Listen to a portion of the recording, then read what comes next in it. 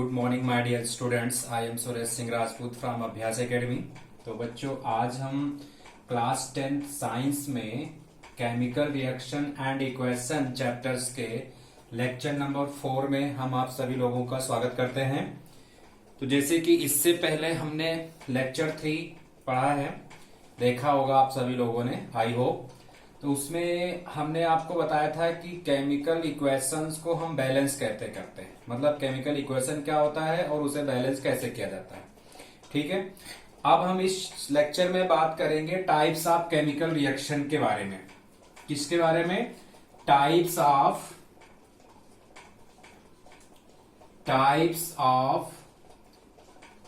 Chemical reactions.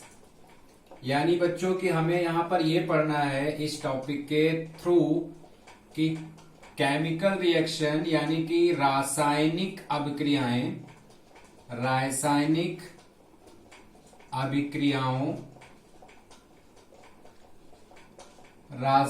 अभिक्रियाओं के प्रकार। ठीक है, तो यहां पर रासायनिक अभिक्रियाएं टोटल 5 प्रकार की होती हैं मेन रूप से, जिनमें से पहली केमिकल रिएक्शन है जिसको हम कहते हैं कॉम्बिनेशन केमिकल रिएक्शन। सेकंड है डीकंपोजिशन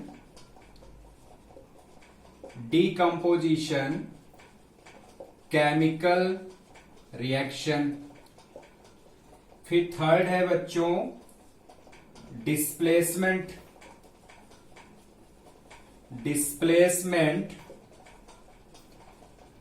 केमिकल रिएक्शन। फोर्थ है डबल डिस्प्लेसमेंट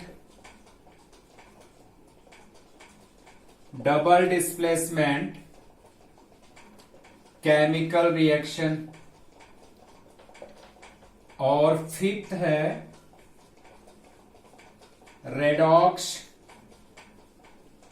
केमिकल रिएक्शन, और इसी को हम कहते हैं ऑक्सीडेशन एंड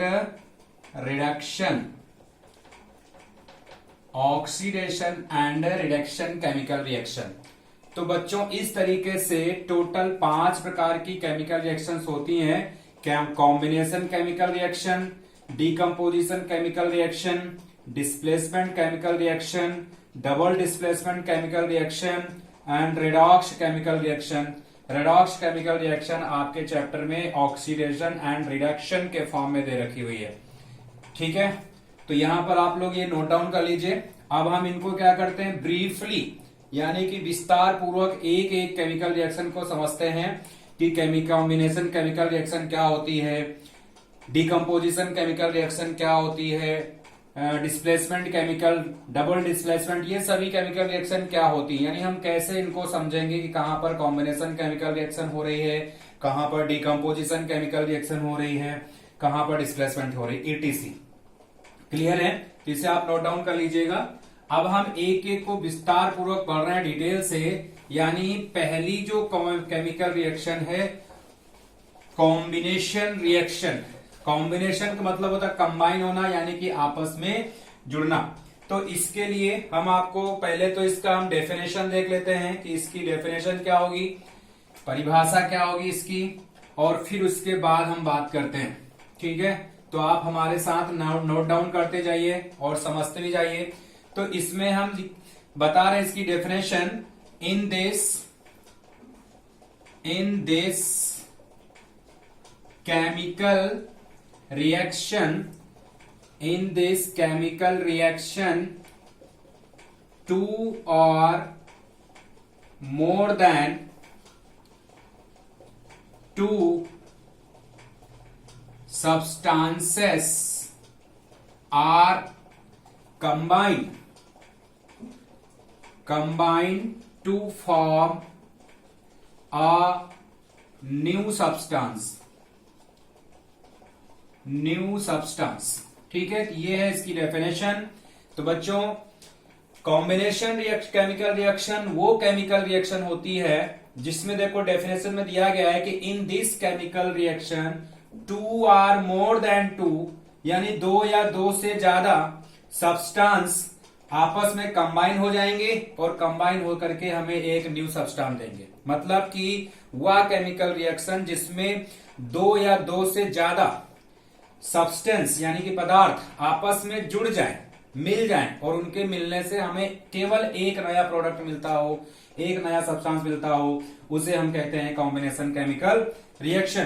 तो इसका एग्जांपल देख लेते हैं कि कौन कौन से इसके एग्जांपल हो सकते हैं। तो देखिए बच्चों, जैसे हाइड्रोजन है H2, ये O2 के साथ कंबाइन हो जाता है और हमको H2O देता है। इसे आप बैलेंस कर लीजिए, यहाँ 2 लगा दीजिए, यहाँ 2 लगा दीजिए, ये बैलेंस हो गया है। इसके बाद Mg plus O2 gives 2 MgO।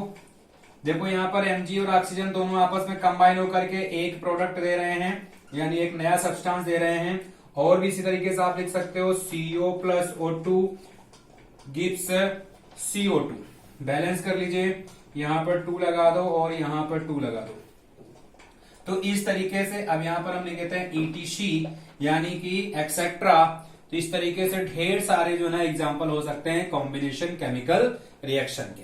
तो आई होप अब आपको समझ में आ गया होगा कि what is a chemical combination, what is a combination chemical reaction, यानी कि वह केमिकल रिएक्शन जिसमें 2 या 2 से ज्यादा पदार्थ आपस में मिल करके एक नया पदार्थ बनाते हैं, उसे हम कहते हैं कॉम्बिनेशन केमिकल रिएक्शन। क्लियर हो गया है? चलिए अब आप इसे नोट डाउन कर लीजिएगा। मैं अब आप इसे को रफ कर रहा हूं और दूसरी रिएक्शन बता रहा हूं जो है डीकंपोजिशन केमिकल रिएक्शन। अब हमें कौन सी रिएक्शन देखना है? Decomposition chemical reaction.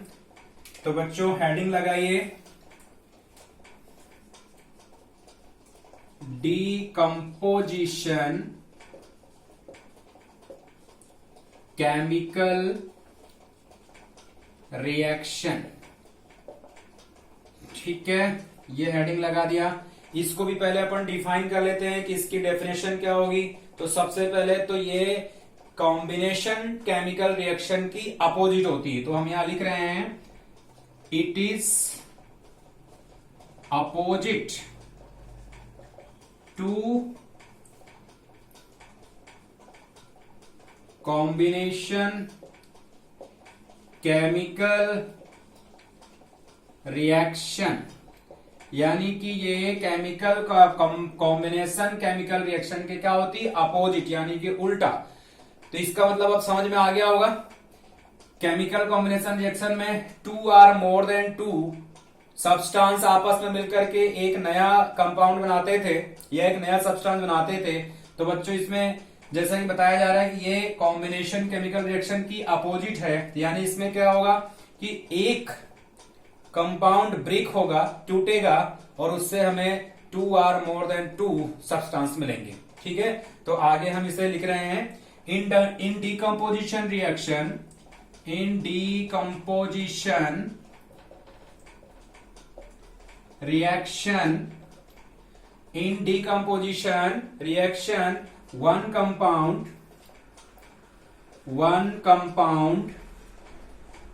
breaks into 2 or more than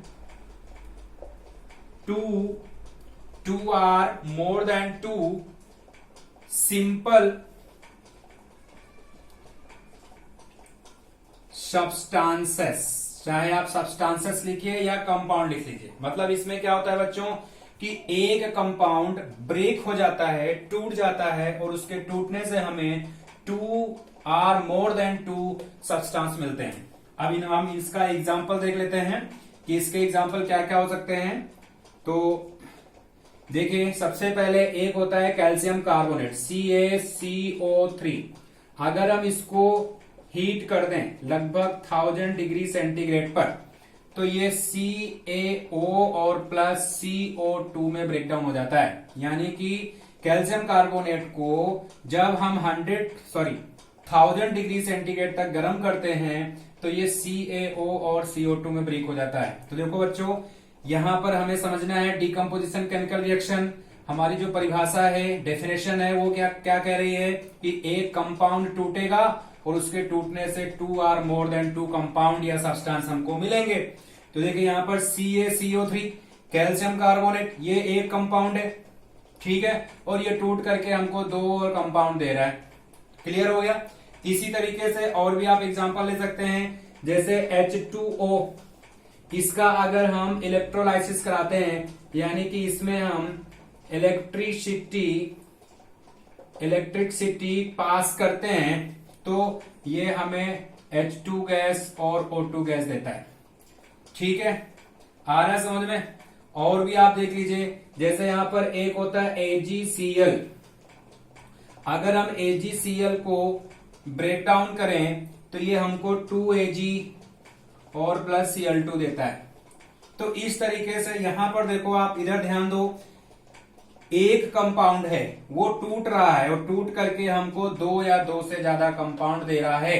तो इसलिए ये जो एग्जाम्पल दिख रहे हैं आपके सामने, ये कौन सी केमिकल रिएक्शंस को बता रहे हैं? Decomposition reaction.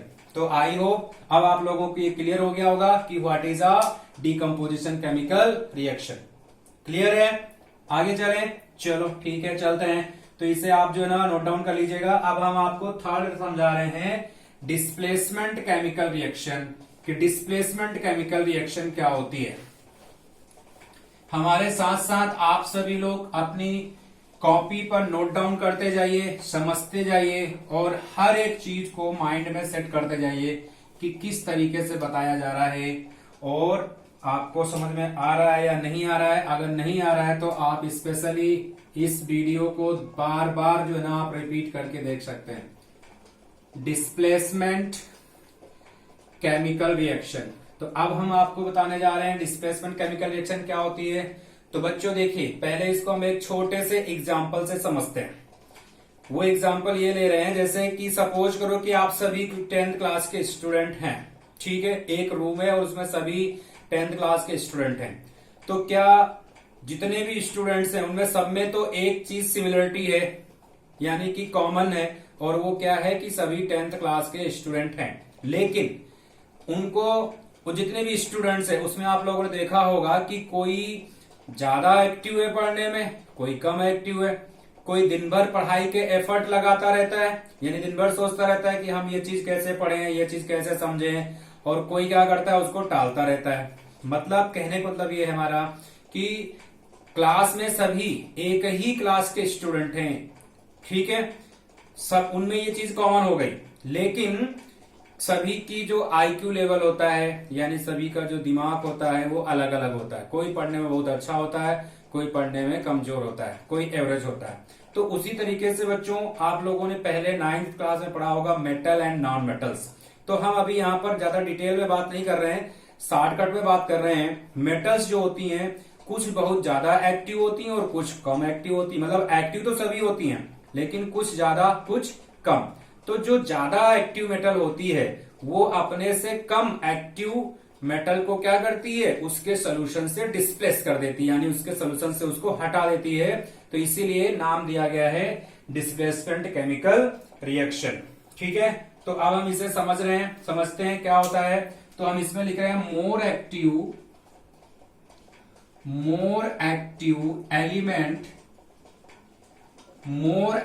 Element displace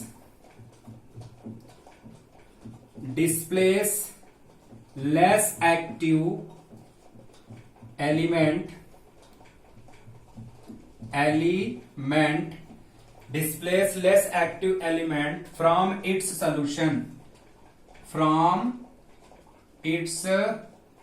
solution, यानी कि जो मोर एक्टिव एलिमेंट है वो अपने से लेस एक्टिव एलिमेंट को उसके सोल्यूशन से क्या कर देगा, डिस्प्लेस कर देगा, हटा देगा। ठीक है, इसको हम सिंगल डिस्प्लेसमेंट भी कहते हैं। तो आप यहां लिख लीजिए, it is also called single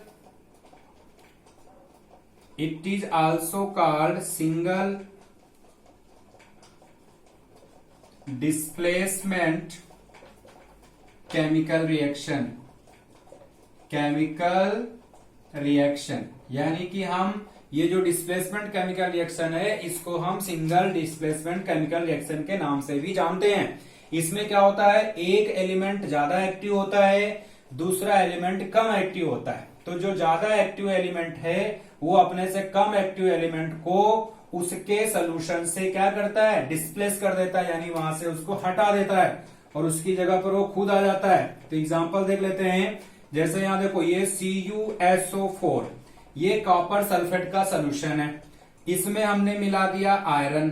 अब ये जो आयरन है ये कॉपर से ज्यादा एक्टिव होता है, तो ये क्या करेगा, कॉपर को यहां से हटा देगा और इसकी जगह पे ये खुद आ जाएगा, यानी FeSO4 प्लस Cu। ठीक है, समझ में आ गया, दिख रहा है ना आपको। देखो ये CuSO4 ये CuSO4 का सोल्यूशन है, इसमें कॉपर मेटल उपस्थित है, इसमें हमने क्या किया, आयरन मेटल डाल दी। अब ये जो आयरन मेटल है कॉपर मेटल से ज्यादा एक्टिव है, तो ये क्या करेगी, कॉपर को यहां से हटा देगी और उसकी जगह पे ये खुद आ जाएगी। ठीक है, इसीलिए इसका नाम दिया गया डिस्प्लेसमेंट रिएक्शन। क्लियर है। और भी बहुत सी रिएक्शन है, जैसे देखो Zn हमने HCl डाल दिया, तो यहां पर जिंक जो है हाइड्रोजन से ज्यादा एक्टिव है, इसलिए ये हाइड्रोजन को यहां से हटा देगी और यहां बन जाएगा ZnCl2 प्लस H2। ठीक है, बैलेंस कर लो, यहां पर 2 लगा दो।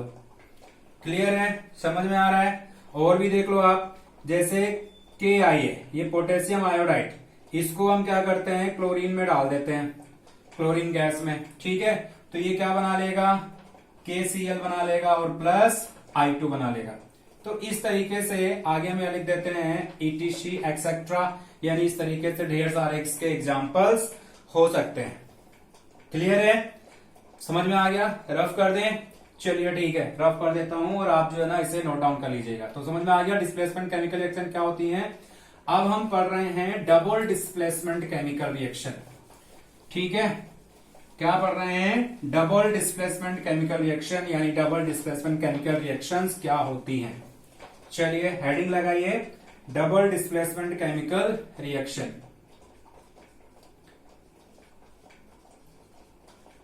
Double displacement chemical reaction. ठीक है, तो इसको आप समझ लीजिए क्या होता है डबल डिस्प्लेसमेंट केमिकल रिएक्शन। तो यहां पर लिख लीजिए पहले definition, in this type chemical reaction, in this type chemical reaction यानी कि इस प्रकार की केमिकल रिएक्शन में two compounds are react to each other, यानी कि इसमें क्या होता है, दो कंपाउंड एक दूसरे से रिएक्ट करते हैं। चलिए भैया मान लिया कि रिएक्ट करते हैं, अब आगे देखते हैं क्या होता है। ठीक है, and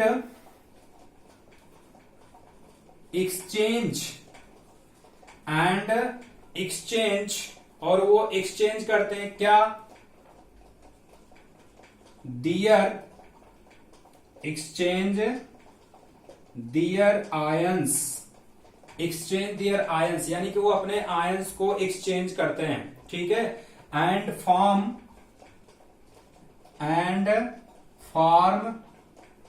to new compound. Very good. तो देखो इसमें क्या हो रहा है कि दो कंपाउंड आपस में रिएक्ट कर रहे हैं और उनके रिएक्शन से क्या हो रहा है, वो अपने अपने आयंस को क्या करते हैं, एक्सचेंज कर लेते हैं। क्या करते हैं, एक्सचेंज कर लेते हैं अपने अपने आयंस को, और एक्सचेंज करने के बाद दो नए कंपाउंड बना देते हैं। तो फिर ऐसी केमिकल रिएक्शंस को हम क्या कहेंगे, डबल डिस्प्लेसमेंट केमिकल रिएक्शन कहते हैं। समझ में आया बच्चों? मेरा मानना है कि आप लोगों को बहुत अच्छे तरीके से समझ में आ रहा होगा। अब हम इसके कुछ एग्जांपल्स देख लेते हैं। तो जैसे देखिए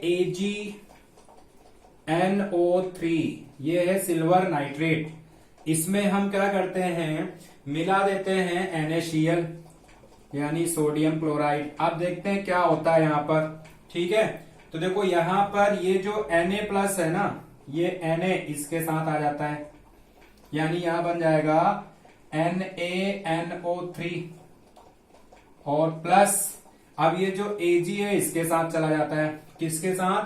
क्लोरीन के साथ। ठीक है, तो यहां बन जाता है AgCl। अब ये कैसे होता है देखो मैं आपको समझा देता हूं।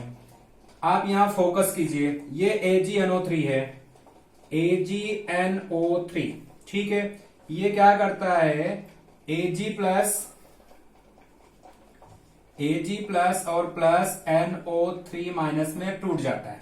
ठीक है, और इसी तरीके से ये जो NaCl है, ये Na प्लस और प्लस Cl माइनस में टूट जाता है। तो अब होता यूं है इसमें कि इसमें क्या होता है, आयन का एक्सचेंज हो जाता है। देखो डेफिनेशन में लिखा है ना कि अपने अपने आयन को एक्सचेंज कर लेते हैं, यानी ये सोडियम नाइट्रेट के साथ आ जाता है और ये जो सिल्वर है ये क्लोरीन के साथ यानी क्लोराइड आयन के साथ आ जाता है। तो इस तरीके से सोडियम नाइट्रेट के साथ आ रहा है, इसलिए यहाँ पर सोडियम नाइट्रेट बन रहा है, और ये सिल्वर क्लोरीन के साथ आ रहा है, इसलिए यहाँ पर सिल्वर क्लोराइड बन रहा है। ठीक है, इसी तरीके से आप और भी ढेर सारे एग्जाम्पल बता सकते हैं, कोई जरूरी नहीं कि केवल एक यही एग्जाम्पल हो। देखिए मैं यहाँ नीचे लिख रहा हूं, ये हो गया NaOH यानी सोडियम हाइड्रोक्साइड, इसमें हम मिला देते हैं HCl। ठीक है, तो यहां पर देखो क्या होगा, ये NaCl के साथ आ जाएगा। ठीक है, क्योंकि ये Na पॉजिटिव है और Cl निगेटिव है, तो यहां पर बन जाएगा NaCl और प्लस यहां से देखो हाइड्रोजन बच रहा है, यहां से OH बच रहा है, तो बन जाएगा H2O। ठीक है, क्लियर है? तो देखो यहां पर साल्ट बन रहा है और वाटर बन रहा है, तो यानी इसको हम न्यूट्रलाइजेशन केमिकल रिएक्शन भी कह सकते हैं। क्लियर हुआ? इसे हम न्यूट्रलाइजेशन केमिकल रिएक्शन भी कह सकते हैं।